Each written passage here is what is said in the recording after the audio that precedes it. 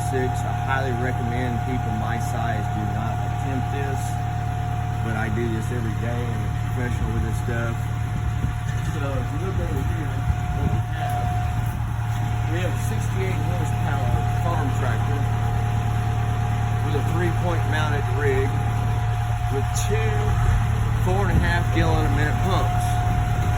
And then, because we like to do things a little bit junkyard war style, because it's fun, it's parts we have laying around, and it works. We've got two 250 cubic foot rental welding cylinders on there for accumulators. Works really good, takes pulsation out. Since it's two triplexes, we've got 6 total pistons, and they get a little bit out of time with pulleys. They get into a bad harmonics, which is very damaging for the pump. So right now, I just got it primed up. What I'm gonna do is, I've got my lamps on here. I've got this is a 4-foot lance with yellow tip, 9 gallon a minute orifice on the tip, and we're primed up. Got a booster pump feeder. This is just set the steel with the pump, the booster pump feeder.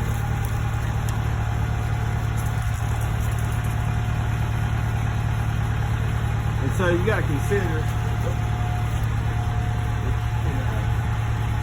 can kind of keep this gauge, we come around that side, kind of keep that gauge in there.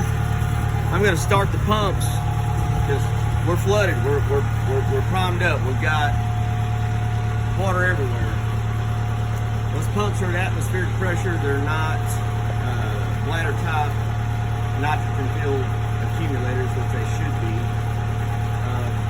But if you watch the gauge, I'm going to start this up and run it up to speed, 2400 RPM on the pumps, and you'll notice how long it takes to fill those cylinders. The compression of the cylinders is 286 to 1. So if you think about that, your normal diesel engine runs at 18:1 compression. We're putting 286 to 1 compression in these cylinders. What that does is it gives us extra power when the pumps catch up. It's easier on the pumps.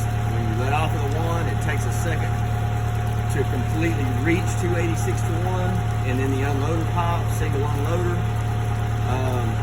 And then when you pull the trigger, it doesn't instantly shock and make the pumps go to work. It takes a minute. 68 horsepower tractor, I don't know if you'll be able to hear it in the video because the wand is really loud. But when I start,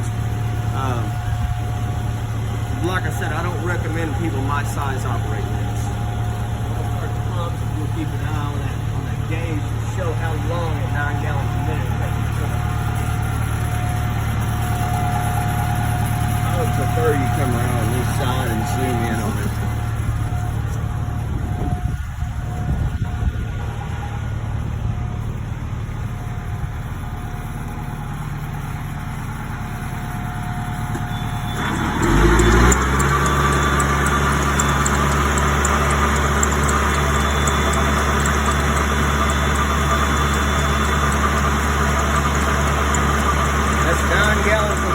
Pushed through plus a booster pump. I think we're at about 12 to 15 psi in the intake manifold sides of those pumps. I do have a low pressure leak on this one, but we don't worry about that. It's a low pressure side. It never seals. It's brand new seals. Nothing to worry about. Everything's all good. And you can see it coming active now. When this hits 1,000, I want us to back up because I don't like being that close to it the first time in the morning when it surges. Now let's back up.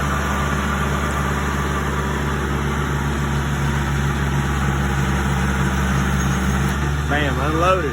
4,000 PSI, or actually 4,100 PSI. And I'm ready to go to work, so watch this.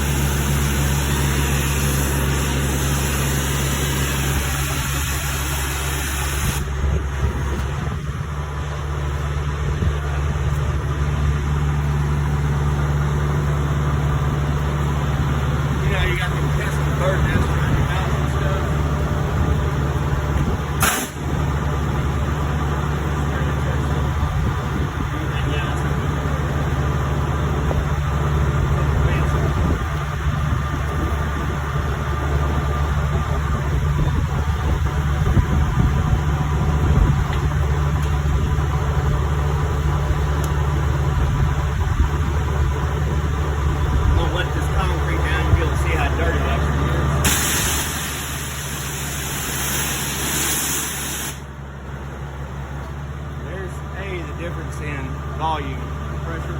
Now, I'm gonna go stripping this.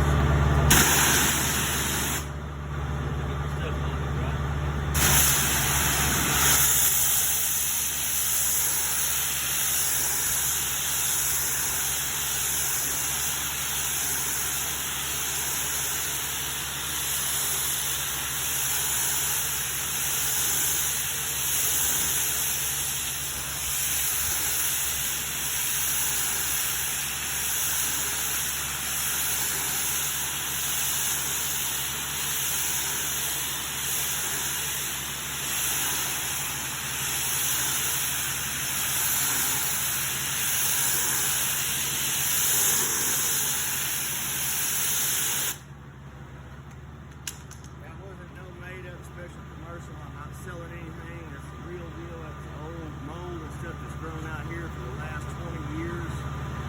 And that's how fast you can strip it. Get out of here, Dean. So maybe in a little while I'll make a video of a 2.5 gallon a minute pressure washer I have up from Home Depot. And we'll try to do a side by side with them. But that's good enough for now. Thanks.